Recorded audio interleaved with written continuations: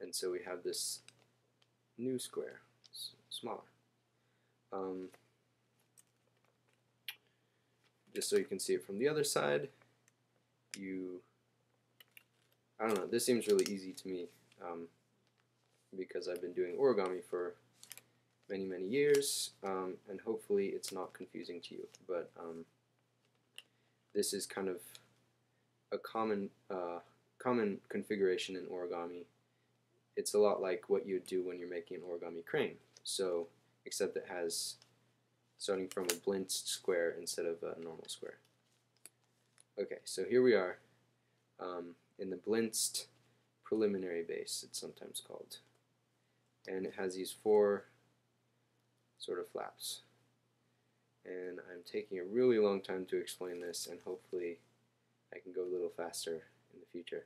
Okay, so you notice that we have this square. If the line is vertical, we have a top that's closed and a bottom that's open. So we want the open part on the bottom, and the top part should be closed. Then what we're going to do is we're going to turn this into a blinched frog base, and there's a number of ways to do this, but I'm going to do one that I prefer, and if you know another way, feel free to do it. So what we're going to do is fold this edge to match the center, so there'll be a crease along here, and you can see I can kind of fold this from this angle. Okay, so what I did is I took one of these 4 flaps and I folded it so that this edge lines up with the center line. And I'm going to crease that with my fingernails, and then I'm going to do the other 4 flaps. So I'll start with this one right here. So I'll bring this a little closer now that it's now that the paper is small enough. And you want to make sure that you get this point right here very well defined. You don't want to like have it all like that, or sloppy or something. You want to get it exact. This is going to have a lot of a big effect on how the model turns out in later stages. So you want to make sure it's very exact. Okay, so I crease that up, just folding things to the middle, and it kind of creates this sort of kite shape almost. Alright, turn it around so I can do the other ones. Folding it to the middle. Pretty straightforward, hopefully. Okay. And you can see here, mine doesn't really go all the way to the edge, just because of, I guess, maybe some of my early folds were a little sloppy. So you can already see how the folds kind of affect things later on. If I'd gotten it neater, this would probably be all the way to the edge instead of having this little thing. Okay, last one.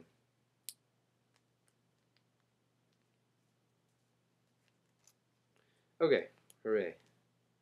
We have something that doesn't look at all like a zergling. Okay, and you can unfold these. So we basically just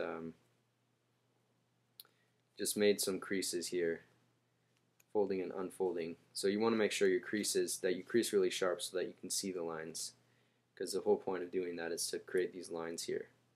Because the next thing we're going to do is harder, and if you're really experienced, you don't even need to do this little pre-creasing step, but I'm assuming that if you're watching video, you probably don't have quite as much experience. Oh, and by the way, if you open it up, it looks kind of pretty. Okay. So, this next step is a little more tricky. I'm kind of trying to figure out how I can show it to you while doing it at the same time. Okay, so you see, so there's these 4 flaps, and if you look at each one, it's kind of open here, right?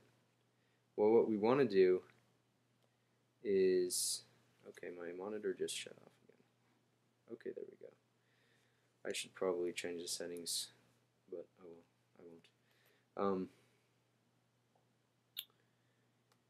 So let me see if turning on the light will help at all.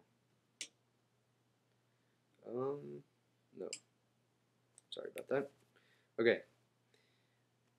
So what we want to do is, actually, why don't I just show you first and then I'll explain it, because this is, if you're familiar with origami, we're just going to do a simple inside reverse fold here.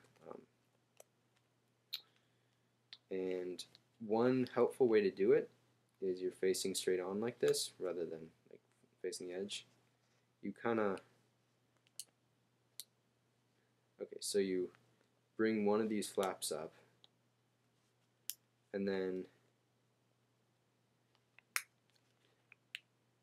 okay, no, that makes it look more complicated than it is. Okay, we're not going to do that. What we're going to do is start from here.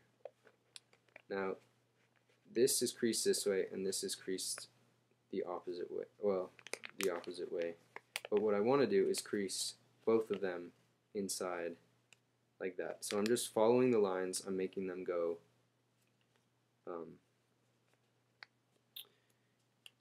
inside, I guess you would say. So it's like that. I can sort of collapse this up, and if I crease it a little better, it's basically this, except the flap that I'd folded is now inside. So that was an inside reverse fold. So we're going to do that with all four. So I did this one, now I'm going to do this one.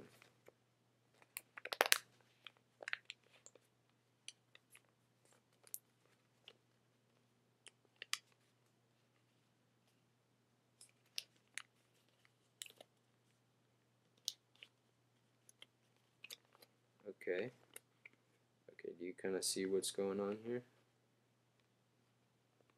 Now we're going to do this side. I'm suspecting that this might even take longer than an hour because we're in the very early stages of this model, as you can tell, because it doesn't look like a zergling. Alright, so we've done 3, now we're going to do the last one.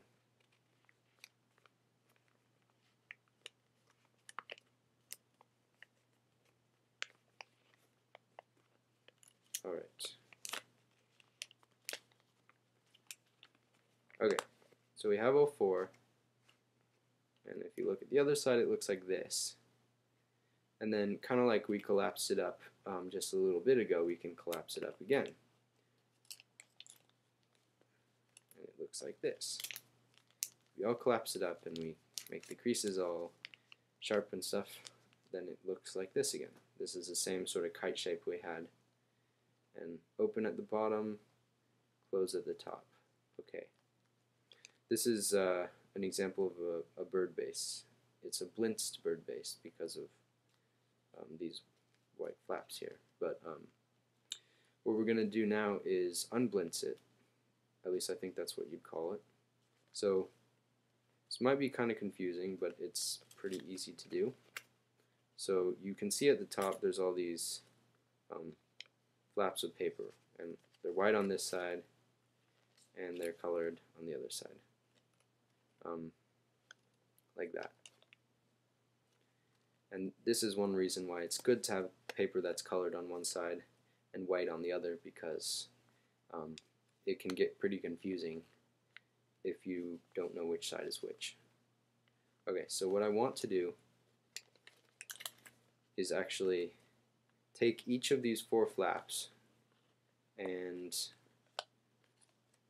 you can't see that, can you? Take each of these 4 flaps, here, you can see this one better, and reverse it like this. So basically, it was like this, now it's like this, because this flap used to be up here, and then I pulled it out. So I'll kind of pull this one out. You gotta unfold it so you don't rip anything. But then you just pull it out, and it should be pretty easy to do.